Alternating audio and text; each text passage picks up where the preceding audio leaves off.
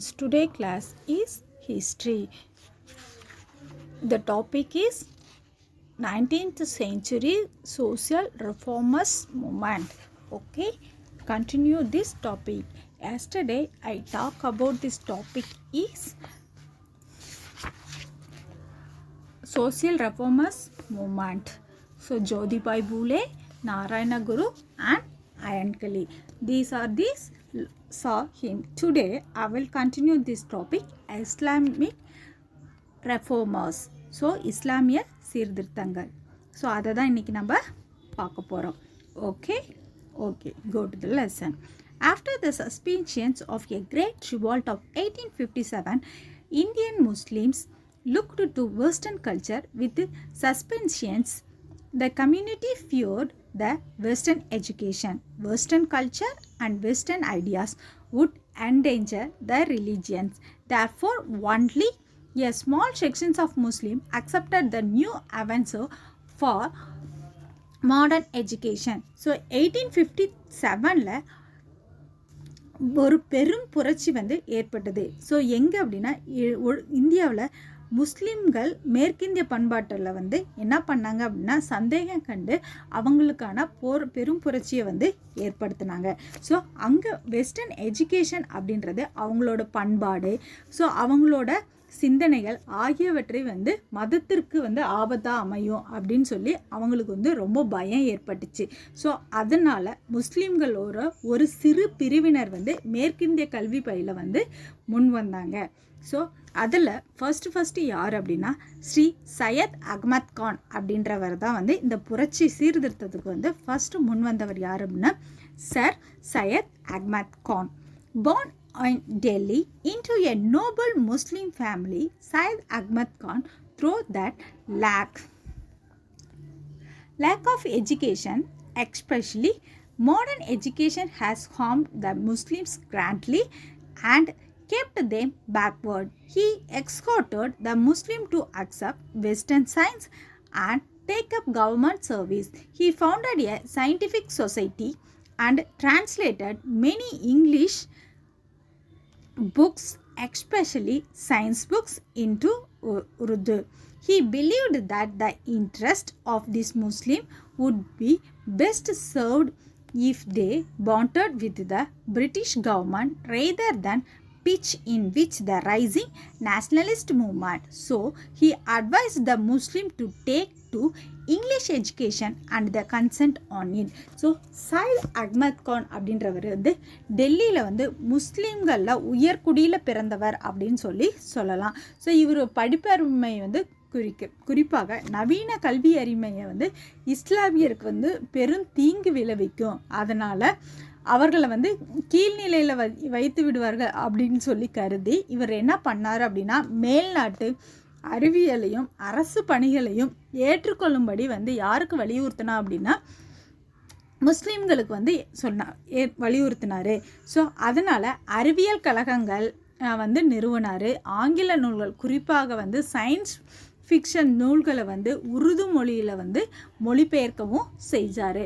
So அதனால் மேலே வரும் தேசிய இயக்கங்களுக்கு வந்து தேசிய இயக்கங்களில் வந்து இணைவதை காட்டிலும் ஆங்கில அரசுடன் வந்து நல்லுறவு மேற்கொண்டால் இஸ்லாமியர்களுக்கு வந்து நல்லது நடக்கும் அப்படின்னு சொல்லி யார் என்னென்னா அப்படின்னா இந்த சையத் அகமத் கான் அப்படின்றவர் வந்து நம்பினார்.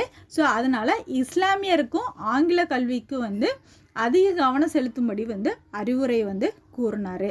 ஸோ அறிவுரையை கூறினார். ஸோ அதனால் முஸ்லீம்கள் வந்து இங்கிலீஷ் எஜுகேஷனுக்கு வந்து தயார் பண்ணணும் அப்படின்னு சொல்லி யார் சொன்னா அப்படின்னா சையத் அகமத் கான் அப்படின்றவர் வந்து சொன்னார். ஸோ நெக்ஸ்ட் ஒன் என்ன அப்படின்னா அலிகர் மூமெண்ட், அலிகர் இயக்கம். Syed Ahmad Khan movement, Syed Ahmad Khan movement, the Aligarh movement, is so called because it was centered around the Aligarh Muhammad Anglo-Oriental College founded by him in 1875. which is a landmark in the history of Indian Muslim education. The college was raised to the status of the university in 1920.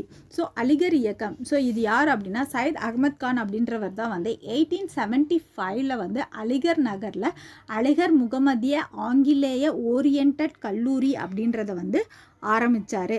Aligarh oriental college அப்படின்றத வந்து ஆரம்பித்தார். So Aligarh இயக்கம் அப்படின்றது வந்து இங்கே கல்லூரியை மையப்படுத்தி நடைபெற்றதால் தான் வந்து அலிகர் இயக்கம் அப்படின்ற பெயர் வந்துச்சு. ஸோ இந்திய முஸ்லீம்களோட கல்வி ஆற்றலில் வந்து இக்கல்லூரி வந்து ஒரு மைல்கல்லாக வந்து இருந்துச்சு அப்படின்னு சொல்லலாம். ஸோ 1920 தான் இந்த கல்லூரி வந்து தரம் உயர்த்தப்பட்டது. ஸோ தரம் உயர்த்தி கல்லூரி வந்து என்னென்னா பல்கலைக்கழகமாக வந்து மாறுனுச்சு. ஸோ அதை தான் நம்ம என்னன்னு சொல்கிறோம் அப்படின்னா அலிகர் மூமெண்ட் அப்படின்னு சொல்கிறோம்.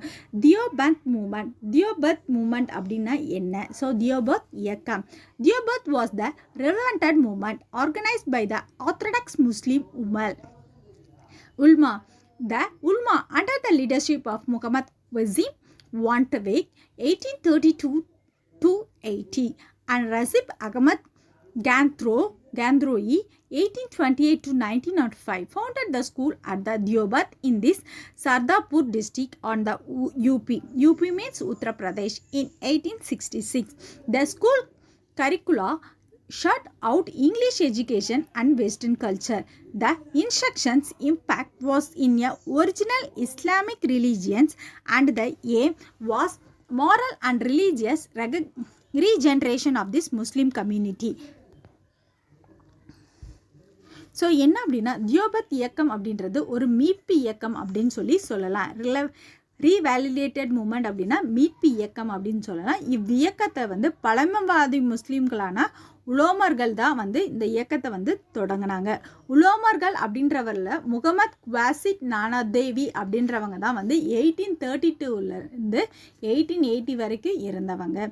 ஸோ ரிசத் அகமத் கங்கோத்ரி அப்படின்றவங்க வந்து 1826 1905 இவங்க 2 பேர் தலைமையில் தான் உத்தரப்பிரதேஷில் ஷாரான்பூர் அப்படின்ற இடத்துல 1866 வந்து ஒரு பள்ளி வந்து நிறுவனாங்க.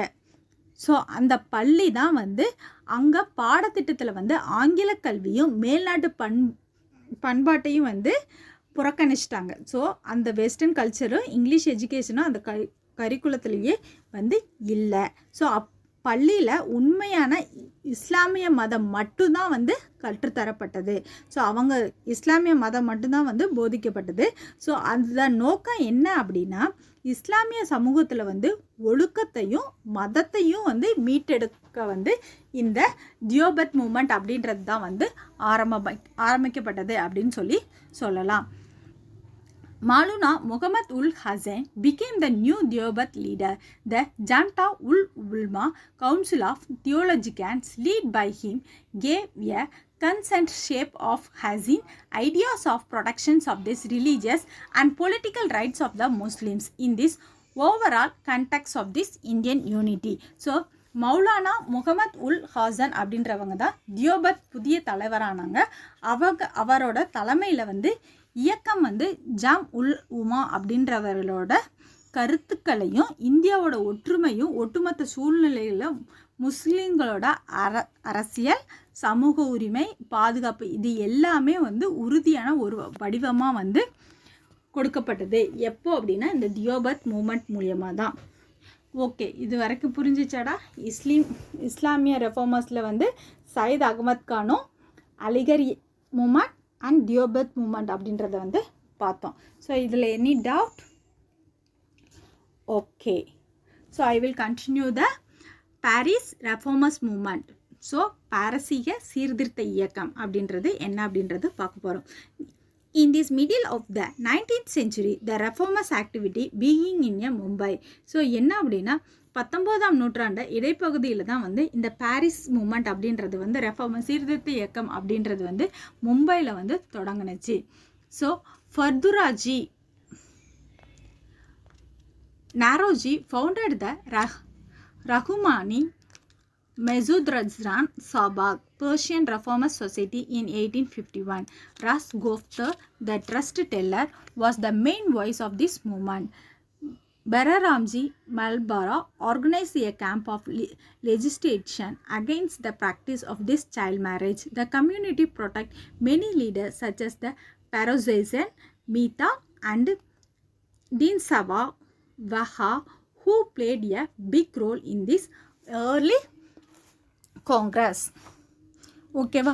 ஸோ 19ஆம் நூற்றாண்டில் இடைப்பட்ட பகுதியில் தான் என்ன வந்துச்சு அப்படின்னா 19th செஞ்சுரியில் பெர்ஷியன் சீர்திருத்தம் அப்படின்றது வந்து தொடங்கப்பட்டது. ஸோ 1851 பாதுராஜி நேத்ராஜி அப்படின்றவர் தான் வந்து ரஹாமாய் மலுனா சபா அப்படின்றத வந்து ஆரம்பித்தாங்க. இது என்ன அப்படின்னா பாரசீகத்தோட சீர்திருத்த சங்கம் அப்படின்ற அமைப்பை வந்து ஏற்படுத்தினாங்க.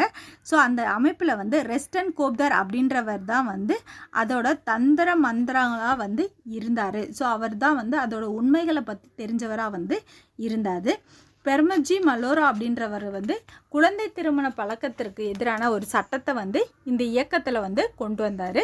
இச்சமூகத்தில் வந்து பெரோசா மோத்தா அப்படின்றவரும் தீன்சா வன்சா அப்படின்ற 2 தலைவர்கள் வந்து உருவானாங்க. தொடக்க காலத்தில் வந்து காங்கிரஸின் முக்கிய பங்காற்றியவர்கள் இவர்கள் அப்படின்னு சொல்லலாம். ஓகே, இது வரைக்கும் புரிஞ்சிச்சா குட்டி? Okay. So any doubt? No. Okay. So சீக்கியஸ் ரெஃபார்மர்ஸ் மூமெண்ட். ஓகே, சீக்கிய சீர்திருத்த இயக்கம். நிரங்கரிஸ் அண்ட் நமந்தரிஸ் அப்படின்ற 2 பேர். So among the Sikhs of Punjab too there was attempt to reform. Baba Dayal Das, founder of this Nirankari movement, stressed the worship of God of Nirankari formulas, rejections of ideals, rejections of rituals associated with idolatry, revenue for the orthodox of Guru Nanak and of this Abhigrunath formed the ensure of his teaching. He retarded the prohibitions on this meat eating and liquor consumption. So என்ன அப்படின்னா சீக்கிய சீர்திருத்த இயக்கம் அப்படின்றது தோன்றப்பட்டது. So பஞ்சாபில் சீக்கிய சமுதாயத்தில் இருக்க சீர்திருத்த முயற்சிகளை வந்து மேற்கொண்டாங்க. நிரங்கரி இயக்கம் அப்படின்ற நிறுவனரான பாபா தயால்தாஸ் அப்படின்றவர் நிரங்கரி வந்து உருவமாற்றம், ஸோ இறைவனை வழிபட வேண்டும் என்று வலியுறுத்தினாங்க. ஸோ வந்து உருவமாற்றம் அப்படின்னா இறைவனை வழிபடலாம், சிலை வழிபாடு இருக்கலாம், சிலை வழிபாட்டாலோ தொடர்புடைய சடங்குகள் எல்லாமே ஆகியவை வந்து மறுத்தால் வந்து குருநானக்கத்தோட தலைமை அதிகாரத்தில் வந்து அவங்களுக்கு வந்து மதித்தல் வந்து போதனைகள் எல்லாமே வந்து செய்யப்படும். அதே மாதிரி மது அருந்துவது, மாமிசம் உண்பது இதெல்லாம் வந்து கைவிடணும் அப்படின்னு சொல்லி இந்த சீக்கிய சமூக சீர்திருத்தத்தில் வந்து கொண்டு வரப்பட்டது. ஸோ வந்து அடுத்தது Namantari movements founded by the Baba Ram Singh was the another social religious movement among the Sikhism. The Namantaris is insisting on this where the symbol of Sikhism except the Kispan sword, insisting Baba Ram Singh wanted his followers to cry of Latin. It considering both men and women equal and accepted widow remarriage. It prohibition the dowry system of child marriage. So Baba Ram Singh என்பவரால் வந்து தொடங்கப்பட்டது தான் நமந்தரி இயக்கம். So இவங்க சீக்கியரோட நடைபெற்ற மற்றொரு சமூக சீர்திருத்த இயக்கம் அப்படின்னு சொல்லலாம். ஸோ நமந்தரி இயக்கத்தில் சீக்கியரோட அடையாளங்களான கிருபா வலை தவிர அணியை வந்து வற்புறுத்தியது. ஸோ அவங்களுக்கு கிருபா கண்டிப்பாக அணியணும், ஸோ அந்த வலையை வந்து அணியணும் அப்படின்னு சொல்லி வற்புறுத்தினாங்க. அவங்களுக்கு வந்து வலுக்கு பதிலாக வந்து சீடர்கள் லத்தியை வந்து வச்சுக்கொள்ளலாம் அப்படின்னு சொல்லி சொன்னாங்க. ஸோ ஆணும் பெண்ணும் சமம் அப்படின்றத கருதுகிறாங்க. ஸோ விடோ ரீமேரேஜ் சிஸ்டம் அப்படின்றது வந்து இருந்தது. ஸோ வந்து இவங்களுக்கான சீக்கிய கல்லூரிகள் வந்து உருவாக்கப்பட்டது. சிங்கப்பூர் அப்படின்ற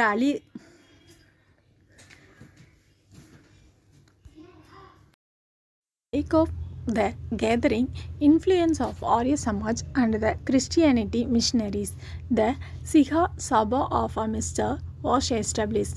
Its main objectives was to restore the purity of Sikhism. With the support of British, it established the Kailash College for the Sikkim in this semester. Sain Shaba was a forerunner of Akali movement. So என்ன அப்படின்னா ஆரிய சமாஜ் அதுக்கப்புறம் வந்து கிறிஸ்துவ வந்து மத பரப்பு நிறுவனங்கள் வந்து என்ன அப்படின்னா அந்த காலகட்டத்தில் வந்து ரொம்ப செல்வாக்கோடு வளர்ந்துட்டு இருந்துச்சு அப்படின்னு சொல்லலாம். ஸோ அந்த வளர்ந்துட்டுருக்க சூழ்நிலையில் வந்து சிங் சபா அப்படின்ற அமைப்பில் வந்து அமிர்தராஸில் வந்து நிறுவப்பட்டது. என்ன அமைப்பு அப்படின்னா சிங் சபா அப்படின்ற அமைப்பு வந்து நிறுவப்பட்டது. இதில் வந்து சீக்கிய மதத்தில் வந்து புனிதத்தை வந்து மீட்டெடுப்பதற்காகவும் சபாவில் வந்து முக்கிய குறிக்கோள்களாக வந்து அமைஞ்சது. ஸோ சீக்கிய மதம் எப்படியாவது நம்ம வந்து மீட்டு கொணரணும் அப்படின்றத முக்கியமாக இருந்தாங்க. ஸோ ஆங்கிலேயரோட ஆதரவோட அமிர்தராஸில் வந்து சீக்கியர்கள் வந்து கல்சா கல்லூரி அப்படின்ற கல்லூரி வந்து சீக்கியர்களுக்கு என உருவாக்கப்பட்டது அப்படின்னு சொல்லலாம். சிங் சபாவோட அகலி இயக்கம் தான் வந்து முன்னோடி அமைப்பாக வந்து இருந்தது. சிங் சபாவோட அகலி இயக்கம் தான் முன்னோடி இயக்கமாக வந்து இருந்தது. ஸோ இது வரைக்கும் புரிஞ்சிருக்குன்னு நினைக்கிறேன்டா. ஏதாவது டவுட் இருக்கா? ஓகே. சோசியல் ரிஃபார்மர்ஸ் ஆஃப் தமிழ்நாட்டில் வந்து என்னென்ன சோசியல் ரிஃபார்மர்ஸ்? ஃபர்ஸ்ட் ராமலிங்க சுவாமிகள். ஸோ யாரை பற்றி பார்க்க போகிறோம் அப்படின்னா ராமலிங்க பாப்புலர்லி நோன் ஆஸ் த வள்ளலார். ராமலிங்க சுவாமிகள் ஆர் ராமலிங்க அடிகள் 1823 to 1874. ஸோ இவரை என்னன்னு சொல்கிறாங்க அப்படின்னா வள்ளலார் அப்படின்னு சொல்லி இவரோட பெயர் சொல்லலாம். சிறப்பு பெயர் வந்து வள்ளலார். ஸோ அவரோட நேம் என்ன அப்படின்னா ராமலிங்க சுவாமிகள்னு சொல்லலாம், இல்லை ராமலிங்க அடிகளார் அப்படின்னு சொல்லலாம். இவர் பிறந்தது வந்து 1823. ஸோ இறந்தது வந்து 1874. was born in Marudur as a village near Chidambaram. After his father's death, his family moved to his brother's house to Chennai. Despite having no formal education, he gained immense scholarship. Ramalinga emphasized the bond of responsibility and compassion between living beings. He expressed the view that those who lack compassion for suffering beings are hard-hearted, the wisdom clouded. He showed his compassion and mercy on all living beings, including plants. This he called the Jivakarunya. He established the Samarasa Veda Sanmarka Sangam in 1865, and it was the renamed of Samarasa Sudha Sanmarka Satya Sangam, which means Society of Pure Truth in Universal Selfhood. Ramalinga also established a free feeding house for everyone in respective of caste at Badalore, 1867. In this wake of a terrible famine in South India in 1866, his voluminous songs were compiled and published under the title of Thiruvaruppa, Songs of Grace. So என்ன அப்படின்னா வள்ளலார் அப்படின்றவர் தான் பிரபலமாக அறியப்பட்டது என்ன அப்படின்னா ராமலிங்க சுவாமிகள் அல்லது ராமலிங்க அடிகளார். இவர் 1823 வந்து பிறந்தார். அதே மாதிரி 1874 வந்து இறந்தார். ஸோ இவர் வந்து எங்கே அப்படின்னா சிதம்பரத்துக்கு அருகில் உள்ள மருதூர் அப்படின்ற கிராமத்தில் தான் பிறந்தார். ஸோ அவங்க தந்தையாரோட மறைவுக்கு பிறகு வந்து அவரோட குடும்பம் வந்து எங்கே போயிட்டாங்க அப்படின்னா சென்னைக்கு வந்துட்டாங்க. ஸோ சென்னைக்கு வந்து அவங்களோட சகோதரர் இல்லத்தில் தான் வந்து தங்கியிருந்தாங்க. ஸோ அங்கே தான் வந்து அவரோட முறையான கல்வி வந்து பயின்றாரு அப்படின்னு சொல்லலாம். ஸோ அவர் வந்து முறையான கல்வியை வந்து பெறாவிட்டாலும் ஸோ புலமை பெற்றதுனால வந்து என்ன பண்ணால் அவருடைய நம்பிக்கைகள், இரக்கம், பிணைப்பு இது எல்லாமே இருக்க வேண்டும் அப்படின்னு நினச்சாரு. ஸோ துயரப்பட்ட உயிரினங்களை வந்து பார்த்து கொள்ள வேண்டும் அப்படின்றது தான் அவரோட முக்கியமானதாக வந்து இருந்தது. ஸோ அது இல்லாத அவர் வந்து ஞான மேலங்களை வந்து மூடப்பட்டிருந்தார். ஸோ அவர் கருத்துக்களை வந்து முன் வச்சார். தன்னுடைய அன்பையும் இரக்கத்தையும் வந்து செடி கொடிகள் அனைத்து உயிரினங்களுக்கும் வந்து காட்டினார். ஸோ அவர் என்னென்னா இவரை தான் வந்து ஜீவகாருண்யம் என்று அழைக்கப்பட்டார். யார் அப்படின்னா வள்ளலாரை தான் வந்து ஜீவகாருண்யம் அப்படின்னு சொன்னாங்க. ஸோ இவர் வந்து 1865 சமரச வேத சன்மார்க்க சங்கம் அப்படின்ற ஒரு அமைப்பை வந்து நிறுவினார். 1865 சமரச வேத சன்மார்க்க சங்கம் அப்படின்ற ஒரு அமைப்பு பின்னர் அது வந்து சமரசு சன்மார்க்க சத்திய சங்கம் அப்படின்ற பேர் வந்து மாற்றப்பட்டது.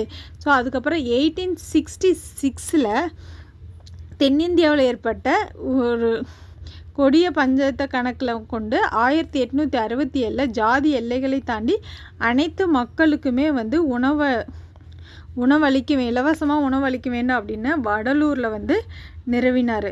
ஸோ அதுக்கப்புறம் அவர் வந்து இயற்கையை வந்து ஏராளமான பாடல்களை வந்து திருவருப்பா என்ற தலைப்பில் வந்து தொகுப்பட்டு கொடுத்துருக்காங்க. ஸோ வந்து அவர் நிறைய பாடல்கள் வந்து பாடியிருக்காரு. ஸோ இதுதான் யார் அப்படின்னா ராமலிங்க அடிகள் வள்ளலார் அப்படின்னு சொல்லி சொல்கிறோம். ஸோ இது புரிஞ்சிச்சாடா? இதில் ஏதாவது டவுட் இருக்கா? ஓகே, நெக்ஸ்ட் ஒன் வந்து Ayothidasar. Pandit Ayodhyadasar 1845 to 1914 was the rational Tamil scholar, written Siddha medicine, practitioner, journalist and social political activity. Born in Chennai, he was a fluent in Tamil, English, Sanskrit and Pali language. He campaigned for social justice and working for a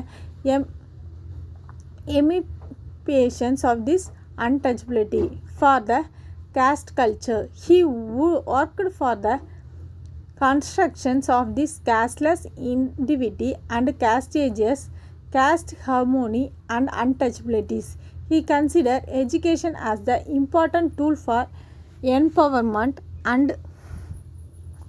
became the driving force behind the establishment of the several scholars for the untouchability in India in Tamil Nadu.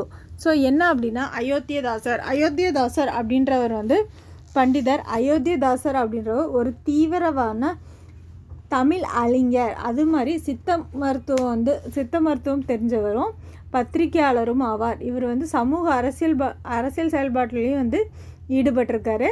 இவர் சென்னையில் வந்து பிறந்தார். தமிழ், ஆங்கிலம், சமஸ்கிருதம், poly இந்த 4 லாங்குவேஜும் நல்ல புலமை பெற்றவர் அப்படின்னு சொல்லலாம்.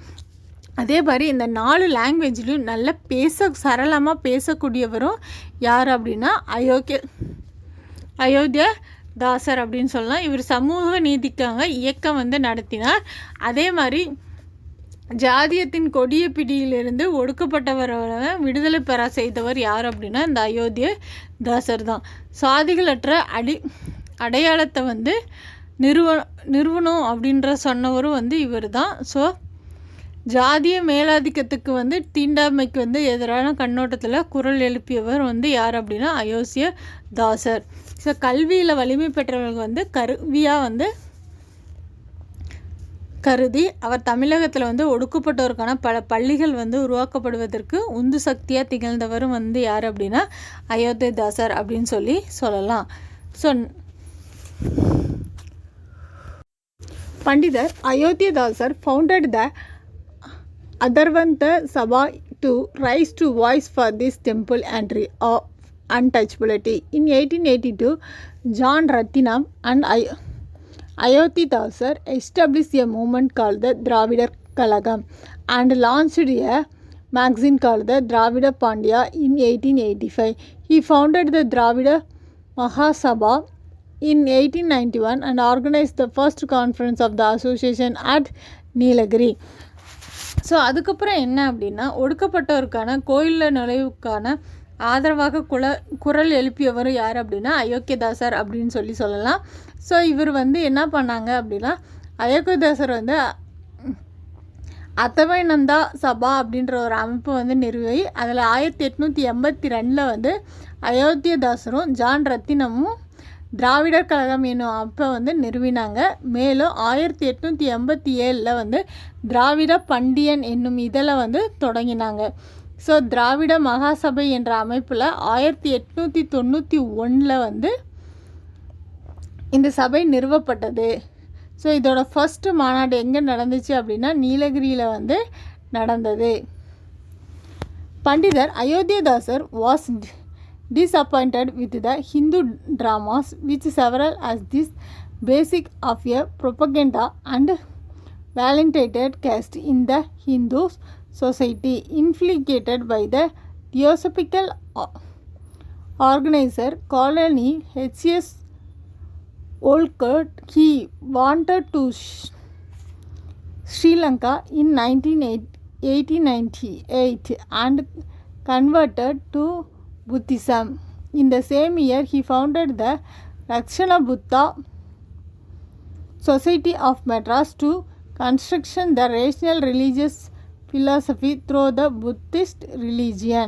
ஸோ என்ன அப்படின்னா, பிரபஞ்ச சபை அப்படின்ற நிறுவனத்தில் வந்து ஒருவரான கர்னல் ஹெச்எஸ் அல்காட் அப்படின்றவர் தான் வந்து அவங்களோட தாக்கத்தோட விளைவாக 1898 வந்து இலங்கைக்கு சென்று அவர் அங்கே வந்து பௌத்தத்தை வந்து தழுவினார். அந்த பௌத்தத்தை மையமாக வச்சு தான் வந்து என்ன ஆச்சு அப்படின்னா சமயங்கள் வந்து கட்டமைப்படுத்தப்பட்டாங்க. சீக்கிய பௌத்தம் சங்கம் அப்படின்ற அமைப்பு வந்து ஆரம்பிக்கிறதுக்கு இது ஒரு இதாக அங்கமாக இருந்துச்சு அப்படின்னு சொல்லலாம்.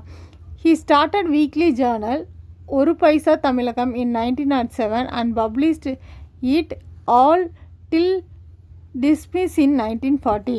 ஸோ அதனால் 1907 வந்து ஒரு பைசா தமிழகம் என்ற பெயரில் வந்து ஒரு வளர்ச்சி பத்திரிகையை வந்து தொடங்கியதை வந்து 1917 அவர் காலமாகும் அப்படின்னு சொல்கிறாங்க. வரையறையில் வந்து தொடர்ந்து வந்து வெளியிட்டப்பட்டு வருகிறது. Okay, this lesson is over. I will give the homework. Okay, so இன்றைக்கி இதில் என்னென்ன பார்த்தோம் அப்படின்னா, பிரம்ம சமாஜம் அப்படின்றவங்கள என்னன்னு பார்த்தோம். ஸோ பிரம்ம சமாஜம் ராஜாராம் மோகன் ராய் தான் வந்து இது பண்ணிட்டாங்க. ஸோ அடுத்தது யார் இது பண்ணா அப்படின்னா மகரிஷி திபேந்திரநாத் தாகூர் அப்படின்றவர், அப்புறம் வந்து கேசாப் சந்திரசேகர் இப்படின்னு பிரம்ம சமாஜ ஆக்டிவிட்டி எல்லாமே வந்து பண்ணாங்க. ஸோ அடுத்தது எம்ஜி ராணா பிரார்த்தனை சமாஜமாக வந்து ஏற்படுத்தினா. ஆரிய சமாஜம் சுவாமி தயானந்த சரஸ்வதி, ஹிந்துஸ்தான் ரெஃபார்மர்ஸ் குந்துஸ்தான் அப்படின்றவங்க வந்து அவங்க சீர்திருத்தம் கொண்டு வந்தாங்க. ஸோ அப்புறம் வந்து ஐஸ்வர்ய சந்திர வித்யாசாகர் அப்படின்றவரும், ஸோ ராமகிருஷ்ண பரமஹம்சா, சுவாமி விவேகானந்தர் இவங்க எல்லாம் வந்து ஹிந்துஸ்தத்துக்கு எதிராக வந்து எக்ஸ்பிளைன் பண்ணவங்க அப்படின்னு சொல்லலாம். த ஒர்க் டன் பை அதுக்கப்புறம் என்னென்னா இந்த வேலைகளை யார் எழுதுவா, ஜோதிபாய் முல்லே, அப்புறம் வந்து ஜோதிபாய் தேசர், அப்புறம் வந்து யார் இவங்க எல்லாமே வந்து சொசைட்டியை பற்றி என்ன சொன்னாங்க அப்படின்றத இந்த லெசனில் பார்த்தோம். This lesson is over. I will give the homework. The homework is answer in detail second question. Write it and send me in your WhatsApp group.